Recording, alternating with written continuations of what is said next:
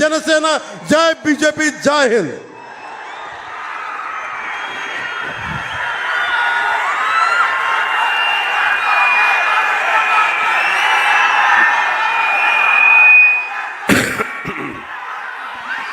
ఏం తమ్ముళ్ళు హుషారుగా ఉన్నారా? ఏమమ్మా ఆడబిడ్డలు హుషారుగా ఉన్నారా? ఆల్సో అట్లా కూర్చోండి మీరంతా. నువ్వు కూడా కొద్ది కూర్చో. ఏం తమ్ముళ్ళు ముందెంతమంది ఉన్నారో వెనక కూడా అంతేమంది ఉన్నారు. చాలా సార్లు విజయనగరానికి వచ్చాను కానీ నా జీవితంలో ఎప్పుడూ చూడని స్పందన. విజయనగరం మీటింగ్ ఆదర్శ్. ఎవరికైనా సందేహం ఉందా తమ్ముళ్ళు?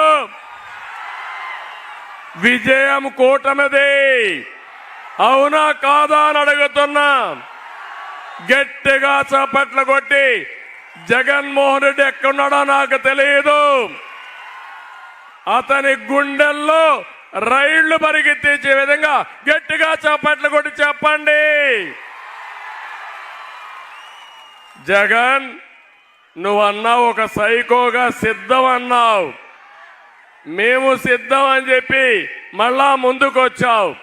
నిన్ను ఓడించడానికి ప్రజలు సిద్ధం, అవునా కాదా తమ్ముళ్ళు అడుగుతున్నా.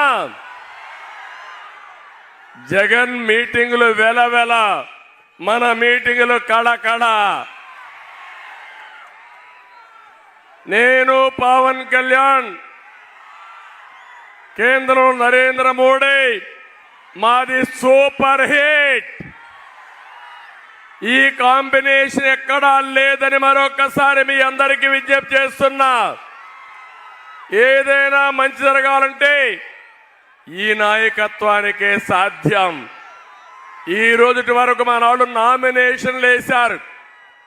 ఎక్కడ చూసినా గెలిచిపోయిన తర్వాత ఏ విధంగా ఊరేగింపులు పెడతారో ఆ విధంగా కూటమి అభ్యర్థులు బ్రహ్మాండంగా నామినేషన్లు వేస్తే వైసీపీ క్యాండిడేట్లు వెలవెలబోయే పరిస్థితికి వచ్చారు. 2014లో జగన్ తండ్రి శివరాజకీయంతో వచ్చాడు, అవునా కాదా తమ్ముళ్ళు అడుగుతున్నా.